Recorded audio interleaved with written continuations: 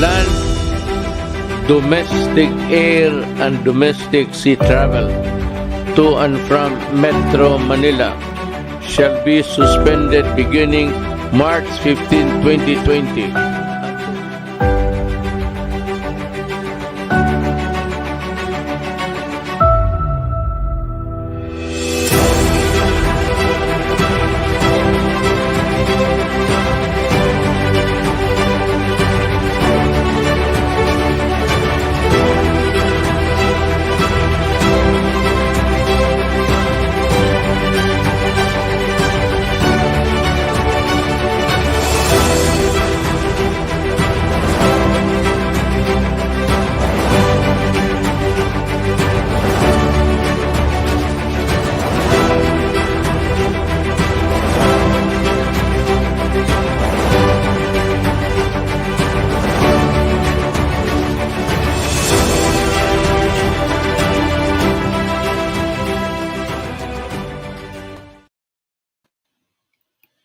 And good evening to our ladies and gentlemen. My name is Nilo Rico II, and I'm a lawyer and real estate broker by profession.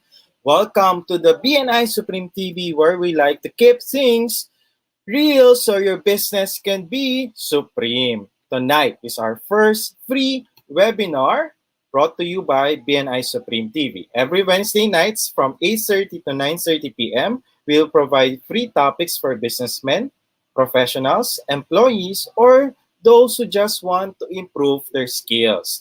This will run until April, so we have 6 webinar topics just for you. So just stay tuned and just like our Facebook page and subscribe to our YouTube channel. Our topic for tonight is a stress-free business, automating business tools and processes in the new normal. Our speakers are Mr. Alvin Santa Ana, who will discuss about tax compliance in the new normal. Mr. John Pandillo will discuss about ERP impact to grow your business. Mr. Kevin Kuwa will share to us about using technology to thrive in the new normal. And yours truly, Attorney Nilo, will briefly discuss about data privacy. If you have any questions or comments about any of our topics for tonight, please put in the chat box below and we will read them and answer them later on. I know you are all excited to learn tonight, so without further ado, let us proceed with the first topic about how to file your taxes in the new normal. I know we are all curious, I know not all of us are happy about paying taxes, but it is our obligation as citizens. And of course, we want it to make easier for you, especially in times of pandemic, in times of the new normal. So let me call Mr. Alvin Santa Ana, the managing partner of Simply Accounting PH. Alvin. Thank you, Attorney Nilo, for that great introduction. And good evening, everyone. I'm Alvin Santa Ana. I'm a CPA by profession, and I've been a tax practitioner for the past 8 years. Currently, I'm the managing partner of Simply Accounting PH. And tonight, I would be sharing to you this topic webinar on tax compliance in the new normal. So the question is, why this topic? Because nowadays, because of this pandemic, the utmost priority of everyone is our health. Without our health, we cannot function. So it is important for us to know, especially to those that are business owners, to know the ways that BIR offered for us to still comply with the BIR regulations. So in spite of the pandemic, if we're not updated with these facts, with these regulations, with this new normal of tax compliance, we will end up on risking our health. We still go to the bank and pay just like before. We still go to the BIR and fall in line and risk, of getting infected with the virus. So let me start with the content of this brief webinar.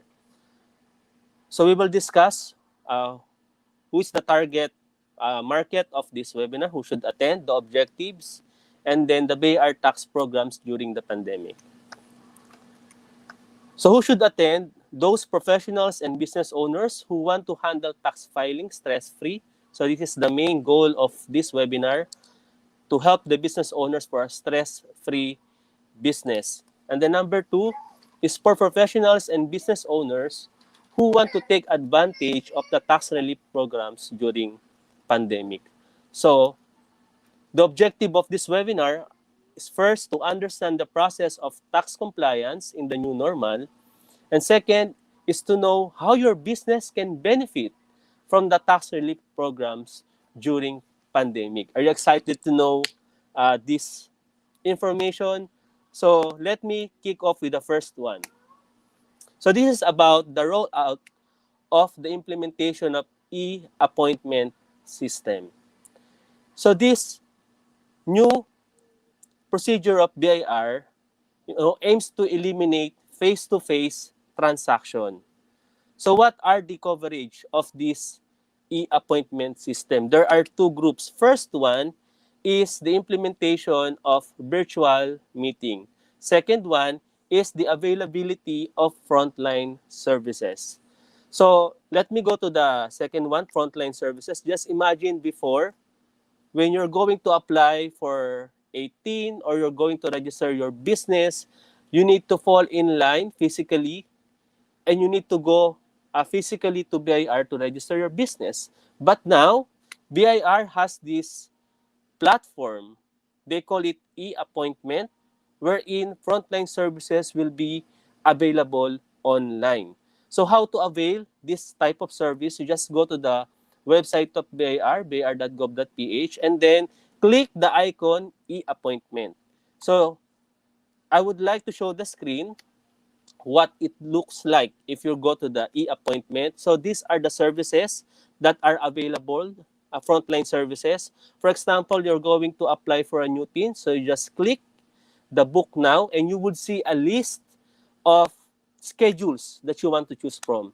So just a disclaimer, when you choose a schedule, make sure that you arrive ahead of time, like 10 minutes or 15 minutes before, because the interval of each schedule is like 30 minutes only.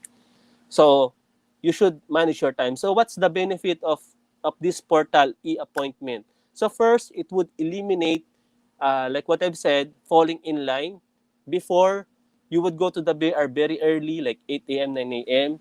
And when you get there, there's already 20 or 30 people ahead of you. But now you would choose the time that you want to go to the BR, for example, 10:30 a.m., and you would go 10 minutes before 10:30, and you can readily avail the services. So this is very, very helpful for us. Second one is the virtual meeting. So for those business owners that receive notices from BIR that they need to attend the BIR hearing, maybe because of their tax deficiencies or notice of tax delinquencies, so they have now the option to do it on a virtual meeting. So this is the adjustment of BIR e-appointment system. You just have to check, because right now there's only 11 RDOs that are available that is working for this. I think this is a uh, somehow rollout of BIR. If this is effective, I think they would implement this to the whole system of BIR. Okay, next is the availability of Central Business Portal. So this Central Business Portal aims to help a new business to be registered easily and cohesively from SEC up to BIR. So before, there are different portals for SEC and BIR, but now it is in one portal. So they called it Central Business Portal. So you can check their website at www.business.gov.ph. And the good news is there are some local governments that already integrated their system in this portal. I think Quezon City and Las Piñas. So when you are in Quezon City, when you register your business from SEC to business permit and then to BIR, you will just do it online. Okay, so this is the advantage of using the central business portal. And the next is the availability of BIR mobile taxpayer identification number. So most of us, especially those transitioning from employment to becoming a business owner, they need to know what is their TIN and where specific RDO they are registered. So some of the employees, especially those who have resigned long ago, they're having a hard time finding their or identifying their TIN. So BIR will be launching this BIR TIN verifier. So before you would go to the BIR, you would fill up the form and request for your TIN. But now, through the power of your mobile phone, you can easily inquire. So this is to be launched because it was the revenue memorandum was released this year only. So I think in the next couple of months, this will be available in the Google Play and the Apple. Next is voluntary assessment and payment program. So if so happen that your business has a tax assessment or tax delinquency for the year 2018, so this is an available tax remedy for you. So what this is all about, your tax deficiency without interest and penalty, 40% of that you can voluntarily pay and your tax assessment will be settled. So there are, of course, exemption to this. It's on my screen. So you can, of course, if you have no pending cases of tax evasion, DOJ, and your final assessment notice was on or before September 2020, you are not qualified because I think this is the time that the revenue was issued. Next, the question is, how about if I have tax assessment prior to 2018? So we have this tax remedy of availing tax amnesty. Remember that voluntary assessment and payment program was extended until June 30, 2021. So because of the pandemic, extended the deadline for those companies to avail this program. Now, tax amnesty is available tax remedy for tax deficiency from 2017 and prior years. So the scope of tax amnesty is much broader than the PAPP because even if you have tax cases with the DOJ or Court of Tax Appeal, you can still avail of this program. Okay, so the tax rate will be paid from 40%, 50%, and 60%. So it depends on the status of your tax assessment. Next is the treatment of net operating loss carryover under the Bayanihan to Recover as One Act. So what is this net operating loss carryover? So these are the loss you incurred for a particular year, and you can offset, or you can use that net loss incurred in that particular in the next future years for the next 3 years. So before, the expiration of this net operating loss carryover is 3 years. But with the uh, implementation of this Bayanihan to Recover as One Act, they extended the 3 years to 5 years. So it is only applicable for the years 2020 and 2021. So if you incurred great loss, most of us, I think, have loss for the 2020. You can use that net loss, okay, to offset to your tax due in the next 5 years. So that would be until 2026. Okay, it will not expire after 3 years. And the next is the tax exemption on certain income payments.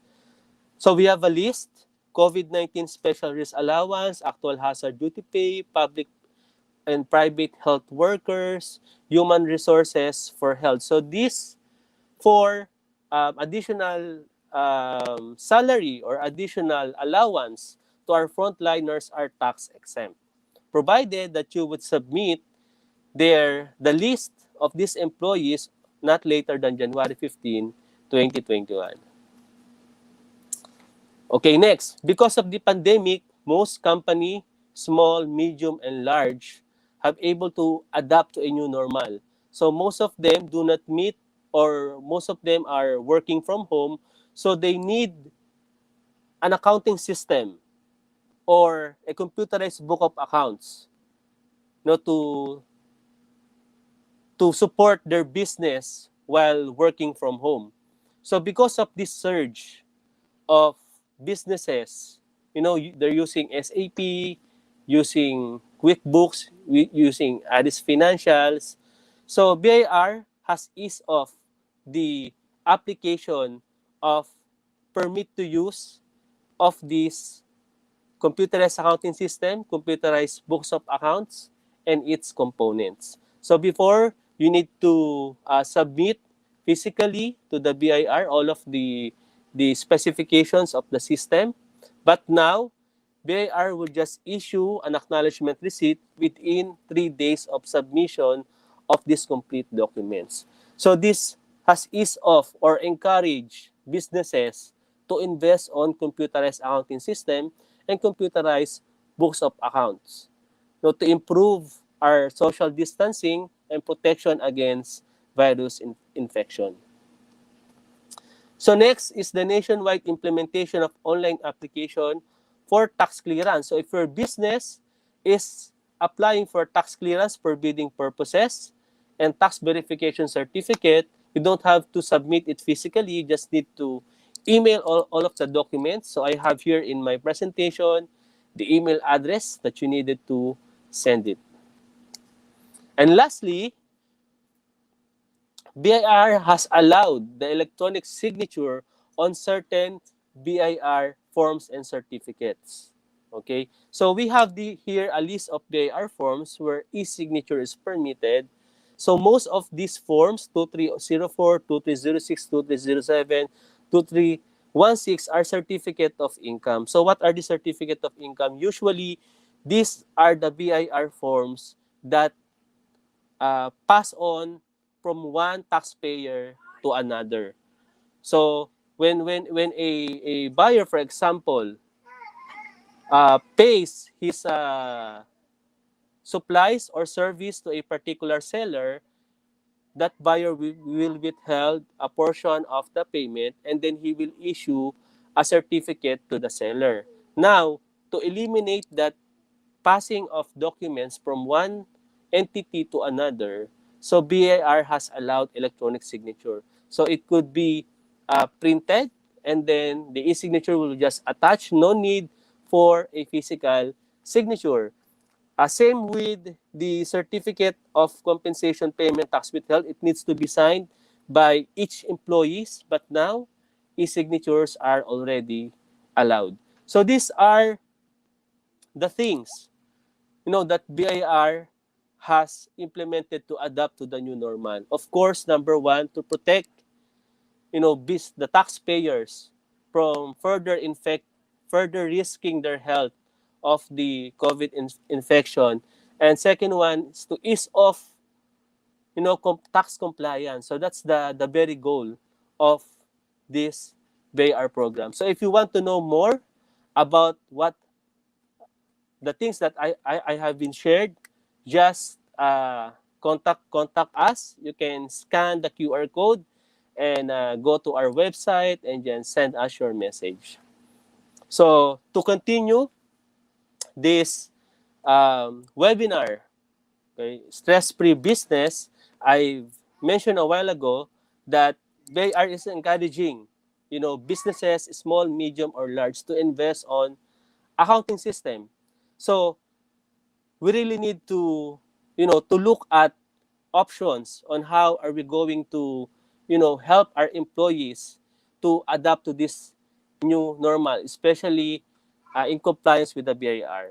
Now, to give us more information about what are these options for computerized accounting system and computerized books, I would like to turn this presentation to Mr. John Panlilio.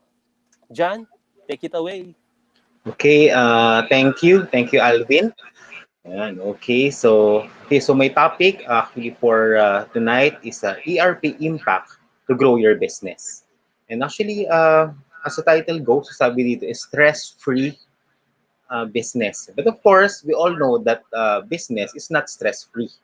That's why, so before I start, I just like to share to you scriptures from the Bible that for I know the plans I have for you, declares the Lord, plans to prosper you and not to harm you, plans to give you hope in the future. Then you will call upon me and come and pray to me, and I will listen to you. You will seek me and find me when you seek me with all of your heart. So basically, yan yung magtatanggal ng stress natin. Yan. So now, let's proceed. Okay, so the name of our company, so before we start, pakilala lang ako. So the name of our company is Elion Solutions International Inc. So we are a trusted partner in technology solutions. So basically, Elion means God Most High. Elion is an IT consulting corporation, and we are operating since October 15, 2010. So sa ngayon is we are more than 10 years in the industry. So yung composition ng aming company is a Christian professionals, highly competent IT practitioners, and business process expert. Yan, okay? So now let's proceed to our topic, ERP impact to grow your business.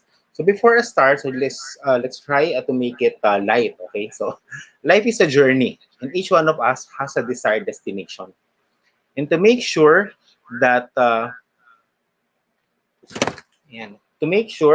you will reach your goal, okay, so we have to make so kailangan natin ng reliable vehicle.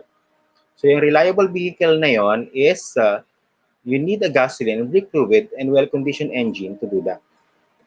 Yan. So during the journey, so you need a reliable dashboard, like a fuel, speed, kilometer reading, engine, and temperature. It is unreasonable if you will just check your gas or water and engine from time to time. Yeah, so that's why. So basically, your accounting system is like a dashboard to your car. So it gives you important management information such as profit and loss statement, balance sheet. So yun yung mga example, accounts receivable, revenue by customer, accounts payable, aging, inventory, and location. Just like what I said, is accounting system is like a dashboard. Then for the startup, so a single accounting system can do the job, no? Like QuickBooks, MYOB, Xero, no, it's okay. But as you grow your business, managing become more complex. No? So mas dumadami yung quantity, so mas dumadami yung naging complex yung process, so yung gumagawa ng mga work, so mas dumadami siya. So that's why, so yung accounting systems, so dumarating yung time na hindi na siya enough. Okay, so this is the simple operation how the business works. No? So the sales will receive the order. So from the sales, so ibibigay niya sa operation, so fulfill the order, And from there, so papunta sa inventory. Then after the inventory, then titignan niya no, kung may stocks. Then after the stocks, then kung wala, no, pupunta sa purchasing. Then pagka dumating na yung stocks, then we'll go to production again or operations. Then we'll go to sales again for the delivery. And after that, then the inventory, so we'll go to finance, okay, for the payables, and the sales will go to the finance for the accounts receivable. So basically, that this is the simple process how the business works. But we know that this is not this simple. Ayan. But as you can see, makikita nyo dito that so may pattern siya. So the pattern is a typical growing business has many business units and many departments. So yun siya. No? And number two is the department continuously exchange data with each other. Another thing is the success of the enterprise depend on effective communication or exchange of data within department. So basically, so yun siya. And so there are two types of enterprise system.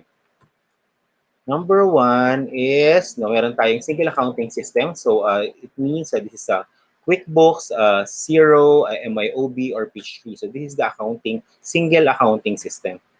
And there, another thing is the ERP system. So basically, the major brand for today is the SAP Business One, Odoo Cloud-based ERP.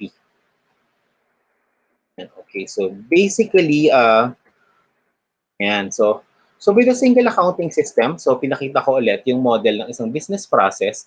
So normally, so the accounting system just hold the finance. So it means, so ibig sabihin yung inventory possible is using manual or has their own system, or the operation has their own system also, or manual, ganun, no? So basically, so that's how it works. Then possible yung sales, may sarili ring system. So since the system is not integrated, so what will happen is if there's an order, so possible na from sales. So pag so let's say may isang customer na super urgent na doon sa needs niya, so sasabihin sa halimbawa sasabihin is okay, so I need this tomorrow, ganun, no? So but the sales cannot just say yes right away, no? Because he still needs to coordinate with the inventory, you know, kung meron bang stock, and the inventory needs to check on the stocks, no, kung meron ba talaga. Kasi possible that even though may order, possible na it is committed, no, to other customer. So that's why it needs to be checked. So that's why, so as a result, no, if hindi ganun kabilis yung movement, no, so kung mabagal yung pag-response sa mga customer, is possible na yung customers hindi siya magtutuloy, no, doon sa operation, sa order niya. So yun yung masakit doon, no? So what will happen is so yun, so of course it is a loss of opportunity, and as a result it will lead to ayan, no, to lost money, loss of opportunity, lost reputation. So yun yung nangyayari. And kasi with the problem with the single accounting system is numerous different information systems are developed over time. So it means possible na hindi talaga siya nagiging accurate kasi maraming hindi kasi integrated yung data. So possible na iba yung data na nasa sales, iba yung nasa accounting, iba yung nasa inventory. So yun yung normal problem kapag hindi siya ERP. So kapag accounting system lang. Number two, to consolidate data takes time and money consuming. So it means na, ako naalala ko before, no, kapag kailangan namin ng accounts receivable before, no, since malaki na yung operations and so yung accounting system lang yung ginagamit, so ang tagal-tagal niyang gawin, no, kasi talagang ang daming kino-consolidate. No? So with ERP, so mas madali siya, no, which is I will show later. Duplication of data, no? So it means so tinype mo na sa sales, tinype mo pa sa inventory, tinype mo pa sa accounting, no? So ang dami na paulit-ulit yung trabaho, no? Kapag sa ERP, so isang entry lang, so it can be copied from one department to another. And another thing is lack of timely and accurate information, which can leads to so customer dissatisfaction, so loss of revenue, reputation, and at the same time, it can also leads to high inventory. So why? Because possible that since hindi centralized yung information, so possible na may inventory pa pala doon sa isang branch, then bibili na yung isang branch, then possible na imbes na kunin na lang yung stock doon sa isang branch, so bibili. No? So, tumataas yung inventory. No? So, which means, yun yung mga problema no, kapag we are not using an ERP system, which is talagang naghihinder siya sa pag-grow ng business. So, naalala ko, yung isang client ko noon is talagang, ano siya, no? Talagang hindi siya makapag-expand no? Because feeling niya is hindi niya kasi nakikita kung ano yung nangyayari. So as a result, yun, nagkakos siya sa stress. Okay? So I believe that business is supposed to be fun, ganun, no? And fulfilling. No? But because kung wala kang, hindi ka ready sa pag-grow ng business mo, it will just leads to stress. So what is the answer?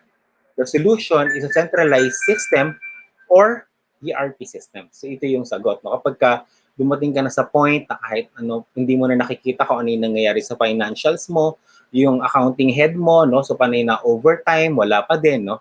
So the solution possible is not just to add time or to add people, but to find a new system, which is a centralized system or ERP. Ayan. So basically, no, so ito yung nangyayari sa ERP. No, as you can see, so there's a finance, sales, services, and operation. So hiwa-hiwalay yan. So they kanya-kanya silang system, no, kanya-kanya silang mga sistema. So what will happen there is, yan, so it will be centralized. So it will be a complete integration, which means the financial, sales, customer relationship, inventory, and operations will be centralized into one system, which is very good, di ba? So it means yung duplication, magbawasan. So mas magiging maganda yung integration at coordination ng bawat departments. So basically, with the solutions of a centralized system or ERP, so data is maintained at a central location and is shared with various departments. So it means, isa na lang yung nagiging reference nila. So it means, kapag kasi sales, nakatanggap siya ng order, so it means hindi niya na kailangan pumunta pa kay inventory na para magtanong. You can just check on the system and to check kung may stocks or wala. No? So same thing no, kay inventory. No? Kapag isang tinginan lang, makikita niya may stock or wala, hindi niya na kailangan magbilang or kung ano man. No? So kaya niya nang tignan yun, just merely checking the system. So it makes the system and the operations more effective. And departments have access information to other departments. So it means nagiging smooth yung coordination, mas nagiging efficient, mas nagiging nakakatipid ng time, effort, at so at the same time, ang nangyayari din, it also boosts employee moral. Yan. So sa ngayon, there's a leading, we recommend these two leading ERP system. So we have SAP Business One, so which is used by multinationals, no, and so basically it was used by multinationals, no, both locally and abroad. But the misconception is sa SAP Business One is they think that it is expensive, no. But actually, SAP has its own version, which is SAP Business One, which can be afforded by small and medium entrepreneur. And now there are also a brand, no, which is Odoo ERP system. So the good thing about Odoo, no, since pandemic is so nakita namin yung need talaga no, for cloud-based system, no, kasi it's hard no to access information. People is working from home, and so that's why Odoo is an ERP system accessible in the cloud. Yeah. So what will happen is this. No? So it means the centralized system, ERP. So basically, na magkakaroon ng centralized system lahat ng department.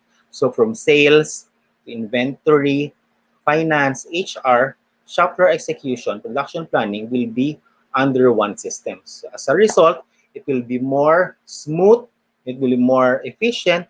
So in the end, will lead to customer satisfaction, and it will lead to more sales in the end. No? And the good news also is an ERP system is also applicable sa mobile phone. No? So it means all the information about financials, inventory, customers information, it can be accessed through your phone. Yan. So in the end, what is the benefits of ERP? No? So basically, no, all department updates a centralized system. So it means kapag in-update ni sales, naka-update na rin siya kay accounting, naka-update na rin siya kay inventory, no? Which is maganda, di ba? And number two, all the departments update a centralized information system. Number three, it eliminates data duplication. So it means kapag na-entry na sa isang department, hindi na kailangan ulitin. So it means it will be updated automatically by the system. So nababawasan din yung redundancy ng work. And lastly, so what the result will be the form closer customer relationship. Ayan. So overall benefits is eliminate redundant data, provides real-time information across all departments. Number three, provides control over business process, increase productivity and profitability. And number five, improves customer service, which leads to customer dissatisfaction. Ayan. So an ERP system that can solve problem like a complex business process, multi-branches, multi-warehouse, and can handle large data. Ayan. Yan. So as a result, okay, so big sabihin, so yung mga mommies, no, yung mga family person will have more time for their family. Okay, so kasi mas nagiging madali yung paggawa ng work and mas dumadali yung trabaho. Yan, okay, so in the end, ERP is necessary to support your growing business. So if you need help, basically, no, you can just call us or contact us so we can help you to have your own ERP system. So we can set no, a free scoping, so ano yung needs ninyo, then we can do that for you. Just call us. So that's it, my presentation. Hopefully, you learned something. So thank you and God bless. Now, actually, it is very important also that for the software to be more mas maging mabilis, no, mas maging ma-optimize yung paggamit niya. At syempre, no, of course, no, ERP system is not cheap. No? More than that, is the information is the most important thing. So, para mangyari yon is I need a reliable hardware to use na paglalagyan nung ano ko, no, nung mga data ko. So that's why hardware is very important also for you, no, to have an effective business operation. So now I just like to give Kevin, okay, which will lead you how to choose IT hardware. Okay, so okay, come on, Kevin. Hi, thank you, John, for a wonderful intro. So, yeah, can you show my slides, please?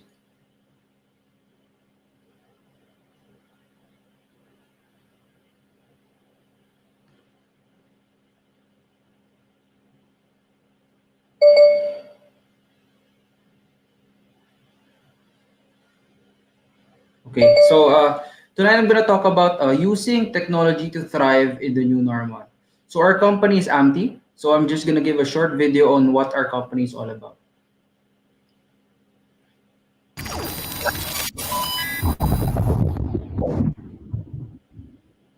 We live in a modern and digital world where there is an ever-changing demand to evolve one's business, and it is happening quickly. Because of the possibilities and advances in technology, businesses can bring innovative ideas and strategy into reality in the present times. Combining an empowered workforce, innovation, and technology to solve the current and potential business challenges for growth and future-proof business. AMTI, a more than 2-decade-old organization and one of the biggest, trusted, and the most dynamic and diversified ICT companies in the Philippines, helps companies manage and transform their business by taking advantage of the advances in technology. Combining Filipino ingenuity, the credibility and ecosystem of global technology partners, holistic and integrated approach to customers' points and challenges through its wide range of technological products, services, and solutions to deliver their desired business outcomes.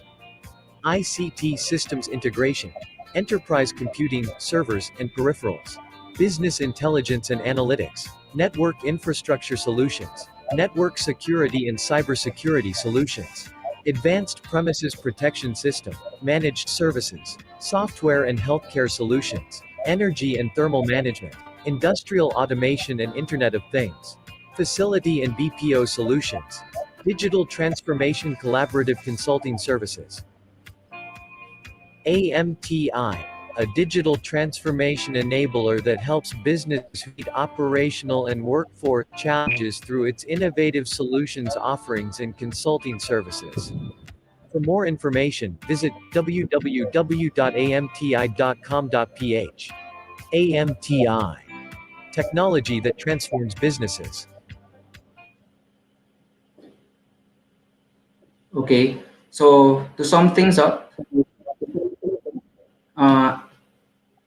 AMT has been in the industry since 1996. We're one of the three biggest local IT companies in the Philippines today, and we're the most dynamic and diversified company in the local technology landscape today. So I'm proud to say that during the pandemic, we remained open and we were the only IT company that was 100% operational during the pandemic. Because of that, we were featured by Business World, Inquirer, Channel Asia, and many other media channels. So what was our secret? We actually digitally transformed ahead of time. So when you talk about digital transformation, no, it's actually it's a big word. It's very technical. So, but digital transformation is the integration of digital technology in all areas of your business. So, fundamentally changing how businesses operate and deliver value to its customers. So, it's basically like, to sum it up in two words, it's about changing and disrupting everything about your processes. So, just a short history of our digital transformation journey. We actually started as early as 2018 already. So, that's the reason why we had the head start during the pandemic. We were 2 years ahead of our time. In 2019, we decided to do digital transformation because of the traffic situation. We want our employees to be productive and we want them to be efficient. So, they were actually times were actually wasted during commute time, which will take 2 to 4 hours to get to our office in Ortigas. So because of that early investment, it prepared us during the pandemic and it enabled us to operate remotely and actively engaging our customers and suppliers, issuing and delivering our orders, responding to technical service support, and approving internal requests as if business is usual. So actually, here's our four pillars or four formula to thrive in the new normal. So the first one is about leadership. That's the first pillar. The second is budget. The third is the human factor in psychology. And the last thing is technology. So if you combine these four things, I'm sure you can thrive in the new normal. So the first is about leadership. Digital transformation needs to start from the top. It means the CEO needs to spearhead everything. So the board of directors and management should understand their specific business outcome, what they want to do, what they want to achieve. Second is they need to be committed to move forward and do whatever it takes to make the company survive. Third is they need to accept and be patient for their mistakes. Not a lot of companies actually digitally transformed ahead of time. So it's more of we have a saying in the office, it's either you cope up or you be left behind. So we since our journey, there were some bit of setbacks, but it was part of a learning process.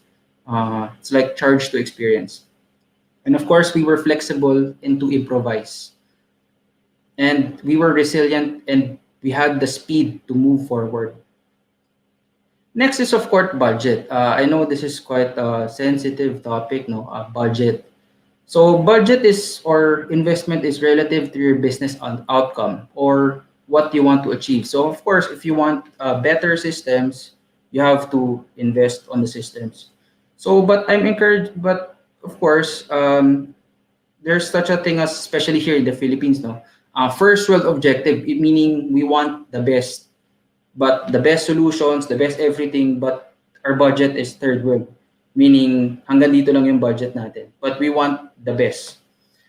So hindi na that's I think that's a bit normal na in the Philippines. I encourage everyone, no, all business owners, not to be misled by good and aggressive marketing. There are always alternative solutions out there. Stick to your budget. Don't overspend or sayang lang yung budget nyo and yung capital nyo. You need it for cash flow. And of course, look for products within your budget. And third is the human factor.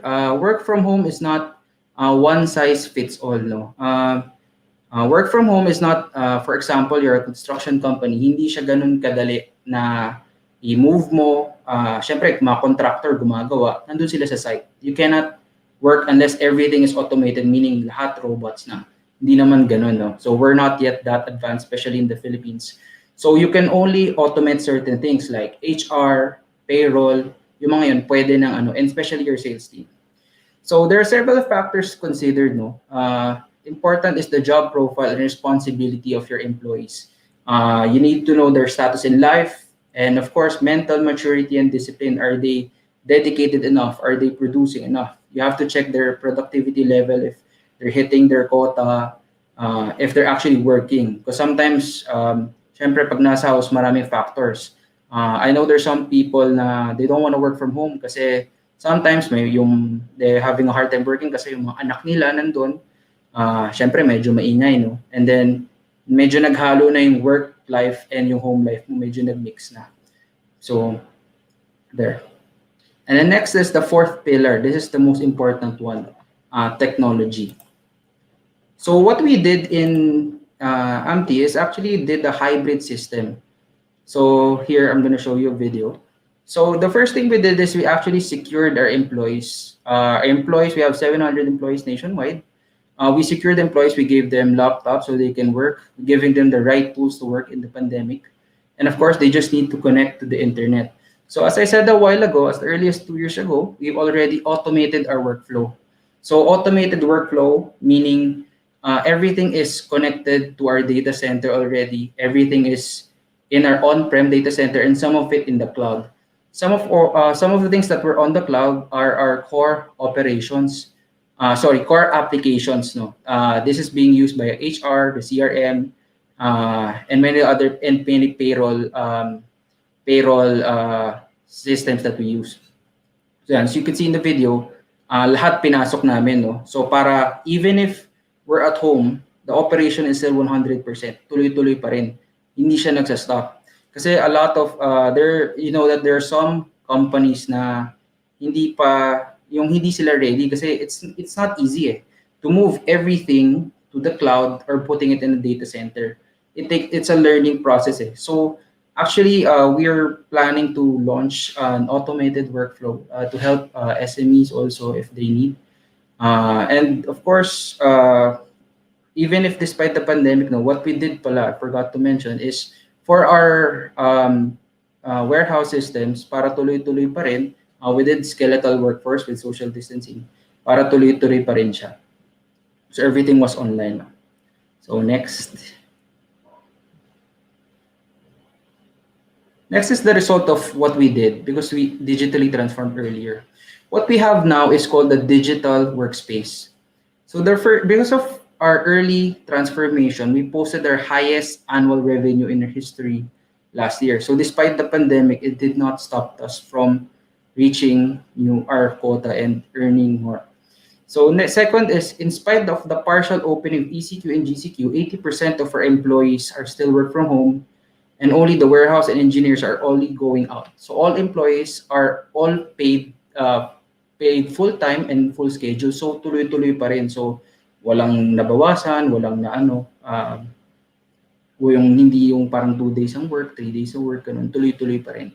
And now, today, we're actually promoting digital transformation to thousands of AMTI's corporate clients across the country.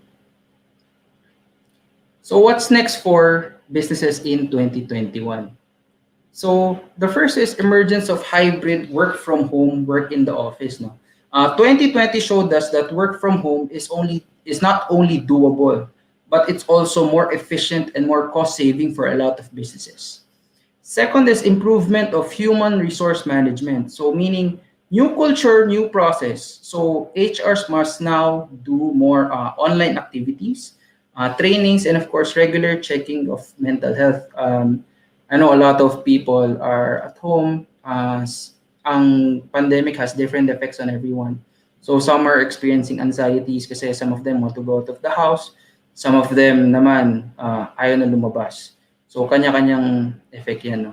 And then third is managing finance efficiently. So I think this is very important because leaders need to reevaluate and strategize their long-term plans and set specific goals for growth for 2021. In short, they have to use their funds wisely. So stick to their budget.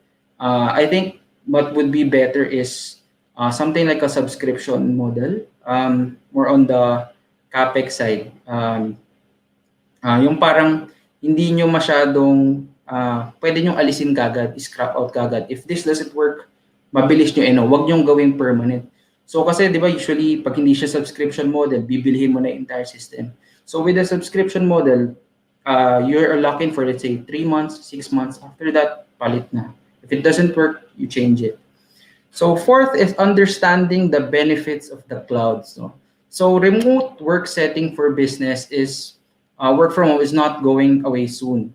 The value of cloud is essential to achieve efficient and cost-effective business operations. And fifth is the value of outsourcing. So our business, there's actually one business strategy is managing expenditure and increasing efficiently by outsourcing non-core aspects of your business. So during pandemic, hindi naman lahat ng delivery trucks namin are allowed. So what we did is we actually outsourced to several logistics companies like Grab, Fortify, Aja, and many other logistics companies. And last is data security. This will be later on talked about by the next speaker, Mr. Attorney Nilo Rico. No? So data security, since we're now working for home, there we are now more vulnerable to cyber threats, and there are a lot of cyber criminals that are taking advantage of unsecured home networks. So what's next? So AMTI has shown that the power of digital transformation in our internal business, that a local company can operate efficiently and profitable while their employees are working home safe. COVID-19 will be here for a much longer time. We have no choice but to live with it. I believe that we have the responsibility to share our knowledge and expertise to help businesses to operate their business using technology. I believe that crisis breeds innovation. All it takes is determination, the right leadership, and the mindset to overcome any crisis. So with that, I would like to end my presentation. Thank you. And I know you have a lot of questions, but let's just proceed to our last topic for tonight about data privacy. With that, let us call Attorney Nilo Rico of Rico Law Office. Thank you, Kev, for the introduction, short introduction about myself. And I am Nilo Rico II. So I'll discuss about the Data Privacy Act of the Philippines. So as you know, guys, so there are a lot of breaches or hacking that is happening. So recently, for example, we have the Cash Halo users allegedly sold on the dark web. So 3.3 million yung users affected. So, and also, most of us here receive the same experience, have the same experience wherein meron tayong phishing expedition. Di ba yung mga nagpe-pretend that they are coming from the banks in order for them to collect information about you. And also, sa government din, we have yung mga COMELEC, so tinatawag nila na COMELEAKS, wherein lahat ng mga voters registration, which is really sensitive and important, are hacked, and then hindi natin alam, eventually baka na benta na siya.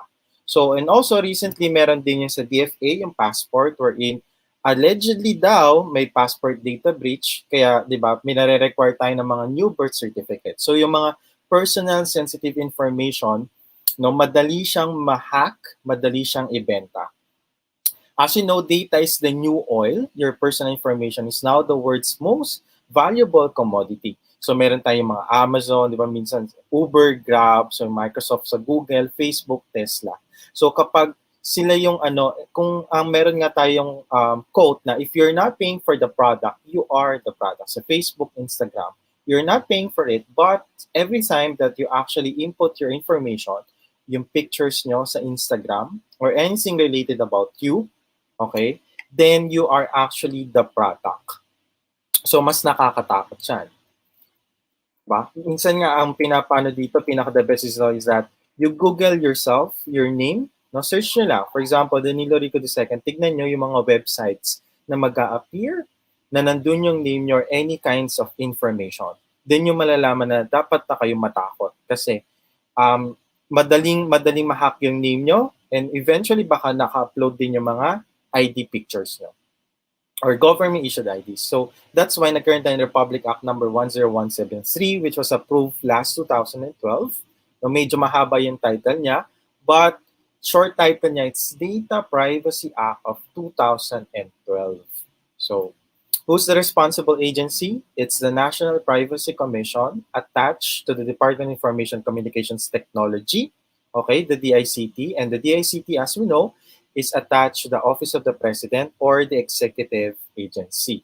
So sila yung in charge for the compliance, in charge if do you have any violations? So sila yung nag-i-investigate. And eventually, kapag if you violated any provisions or the law on data privacy, they will actually endorse, okay, the prosecution, no, to the DOJ. Ang recent dito is that si Commissioner Andres no, ng dating commissioner ng COMELEC, allegedly, no, they they forwarded na they wanted him to be prosecuted doon sa nangyaring breach. So sa Data Privacy Act, so alam naman natin, we are collecting a lot of information from about yourself, about any people regardless of age, minority, ethnicity, no, citizenship. So every time na you actually fill up any information about yourself, such as in COVID trace, di ba? Bank information mo, bank account mo, or any, even yung pagka nag-apply ka ng job, or kapag sa mobile application, kapag naglalaro ka ng mobile, any kinds of online games on your mobile, di ba? And any kinds of, such as yung mga Tinder, or any kinds of dating app, di ba? You're actually inputting your information. And these companies are actually processing your information. So they're storing it, they are retaining it, hindi mo rin alam if they are actually destroying it. Kasi kapag, for example, hindi ka na empleyado ng isang company, dapat, since hindi ka na connected doon, dapat dinedestroy na nila yung information mo. So kapag sa bank naman, pag close na yung bank account mo, dapat dinedestroy na yung information mo about it. So kapag nagko-collect sila ng information, no, nakakainis din minsan kapag, di ba, pag pumapasok ka sa mga stores, minsan pag-fill up ka lang ng about COVID tracing, makikita mo nakalagay lang siya sa logbook, no? Minsan nakaka-receive ka ng mga marketing surveys, nakaka-receive ka ng mga text messages kasi binenta na yung cellphone number mo, binenta na yung email address mo sa ibang tao. So that's why medyo matakot ka na. So that's why minsan nag-fill up ka ng mga birth dates mo, di ba? So pwede siyang magamit against yourself. So all the personal information collected must be specified, legitimate, and reasonable. So it must be specific, transparent, alam mo para saan, legitimate must be contrary to laws, and reasonable, no? Bakit mo siya kinokolekta? Kasi ang purpose mo is para mag-open ka ng bank, para mag-apply ka. So that's yun yung sinasabi ng Data Privacy Act. So kapag nag-collect ka, dapat nagbigay ka ng consent. Hindi siya pwedeng basta-basta kuhanin sa'yo without your consent. So it must be voluntary. Sabi nga, when it gives consent, must be freely given, reversible. Ibig sabihin po na reversible, anytime you can actually withdraw your consent, you must be informed, enthusiastic, and be specific. So para lang doon, nagbigay ako ng information kasi para sa vaccine lang or para sa COVID tracing. At hindi para sa marketing survey. So dapat naka-specify doon. Under also the Data Privacy Act, na-specify niya yung mga acts natin, mga different rights natin. So, right to be informed, alam mo para saan na kinokolekta information mo. Right to access, ibig sabihin kapag gumawa ka ng username, password mo, pwede mo ma-access yung information. And also the right to object. Ibig sabihin, you can withdraw it, yung collection. For example, binigyan mo lang ng information mo is yung isang store, pero isang store na to ay binenta niya sa iba, let's say sa real estate. So, dapat mag-object ka doon sa real estate na hindi naman kita binigyan ng consent. The right to erasure or blocking, the right to be forgotten. Kapag nag-Google ka nga, you can ask those websites to delete your name or any information about yourself. The right to damages, kapag ka na-violate ang iyong mga karapatan, pwede kang bayaran ng danyos perwisyo. So, in terms of payment of money, etc. So, the right to file a complaint with the National Privacy Commission, for example, kapag yung mga nalabas yung mga information mo without your consent, ninakaw, nagkaroon ng hacking. The right to rectify. So, 33 years old ka doon, dapat ay 25 years old ka lang. So, pwede mong i-edit yung information. The right to data portability, ibig sabihin, pwede ka makakuha ng mga, kumuha sila ng information sa'yo. Pwede ka rin naman makakuha ng kopya ng, for example, yung ginagawa ng Valenzuela at ng Pasig City. So, pag nag-input ka ng information, sinishare niya yun sa Pasig City. So, pwede ka makakuha ng information noon para magamit mo rin pagka nag-COVID tracing ka sa Pasig City. So, again, sa mga consent po natin, dapat at least recorded siya and at least dapat meron kang signature on that. So, karapatan mo mag-file ng complaint sa National Privacy Commission. Meron po silang form on that. So, let's say, teka, na-hack yung credit card ko or teka naman, no, binenta nila yung aking mga information, yung birthday ko, nag-file up lang ako ng COVID tracing, no, for the COVID tracing, pero binenta nila, ginamit nila sa ibang paraan. So, pwede ka mag-file ng reklamo for data breach privacy. How to comply with Data Privacy Act? Mabilis lang. If you're one of these, you are required to be mandatory registered. For example po, yung ating pong, if you are at least 250 employees, you're handling 1,000 records involving sensitive personal information, meron kang automated decision making. For example, kapag sa Facebook, napapansin niyo po ninyo, kapag nag-usap kayo about, gusto kong bumili ng shoes, makita mo na sa Facebook nyo, meron ka ng ads about Facebook. Gusto kong bumili ng laptop, makita mo na meron ka sa ads sa Facebook. Nakikinig ang Facebook, this is about automated decision-making process. And if you belong to any of these agencies, government, banking, BPOs, education, no, hospitals, things like those. Second is that you have to appoint a data protection officer. Sila in charge to comply with the Data Privacy Act of the Philippines.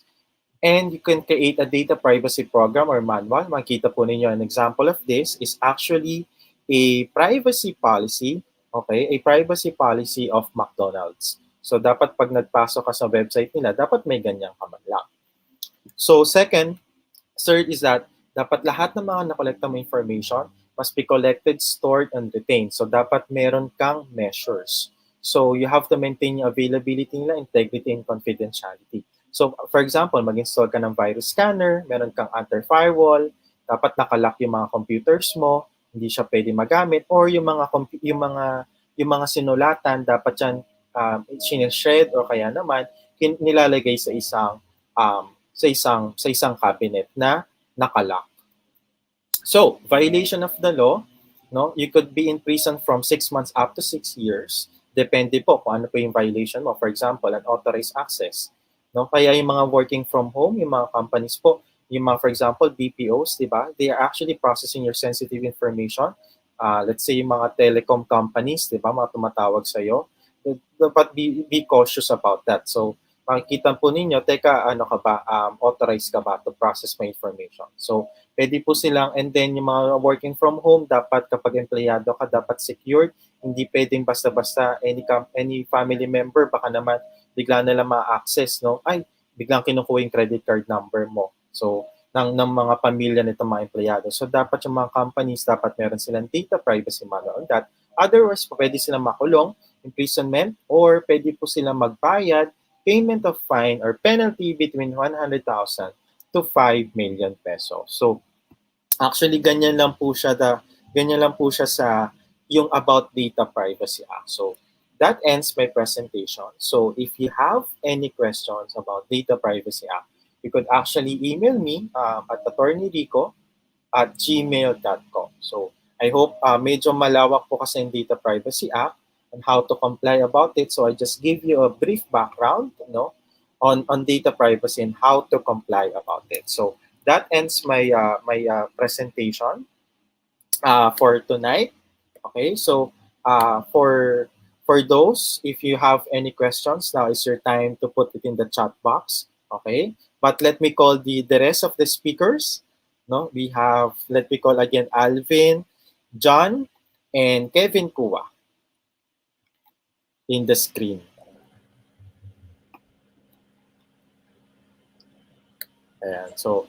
Ayan. Hi guys again. So, before we end our webinar, do you have any last message to our listeners?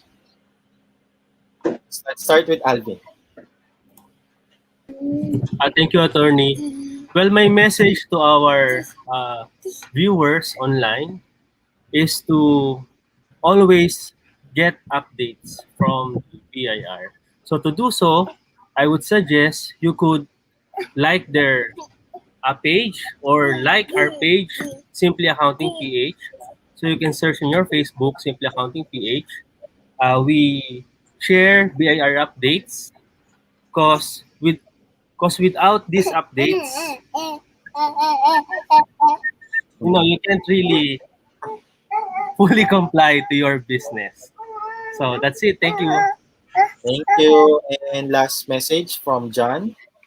And okay, yan. So ako, so basically, no, so let's take advantage of the technology, because actually the technology help us to do our work faster, and basically, by using technology, so we can focus on we are, what is our core business.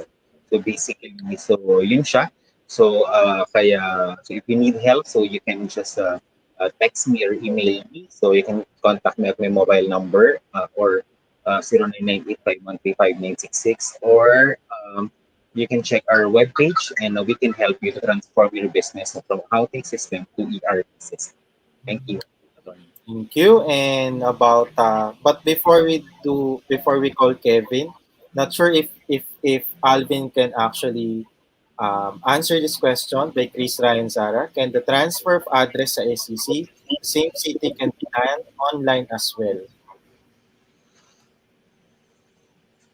Can the transfer of address SEC sa same city be done online as well? Yes, it can be done online. I'll just go to SEC CRN. So they have their online service for this particular Or amendment of the SEC I articles. think kasi they also need to amend their address sa BAR, di ba, Alvin? Yes, even same city. Okay. Sige. Thank you for that, Alvin. And last message from Kev. Yeah, siguro short message lang, no? I think hiding or refusing to take risks are some of the things na dapat iwan natin sa 2020. I think for 2021, we should explore new approaches, strategies to survive. So I'm sure it will greatly affect their business pag hindi sila nagbago, and it will also harm our economy, no? We must acknowledge na hindi natin sure kung kailan babalik yung dati, no? And I think it's time to start transforming your business to adapt the new normal today. So if you want to connect with us, just go to amt.com.ph or to go to our Facebook page. Thank you. Okay, thank you for that. And for myself, let's always protect our data about our personal information. So, and to the companies, no, dapat you must secure lahat ng information na kinukuha nyo from the data subject or from the people, from your customers, also from your employees. No, and always comply with the Data Privacy Act. And I always have a seminar on about Data Privacy Act. So you can contact me, you can email me attorney.rico@gmail.com. So a mas detailed information about Data Privacy Act. So and that ends our webinar tonight. Thank you for watching. Please stay tuned to our next webinar next week about sales naman. So paano magbenta, things like those, or any tips, no, coming from BNI Supreme. And don't forget to like our Facebook page and subscribe to our YouTube channel, BNI Supreme TV. And if you want to meet or surround yourselves with more positive and supportive business owners like the four of us, diba? Or if you want to receive business referrals or grow your business, you may visit us every Wednesday morning via Zoom meeting. So mas madali na lang.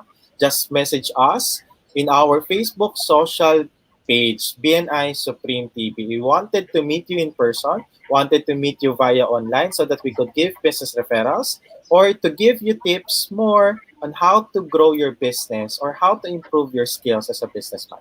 Again, my name is Attorney Nilo Rico together with Kevin Kua, Alvin Santa Ana, and John Panlilio. This is BNI First Webinar Supreme TV, where we keep things real so your business can be supreme. So, thank you. Good night. Bye bye. Bye, everyone. Thank you.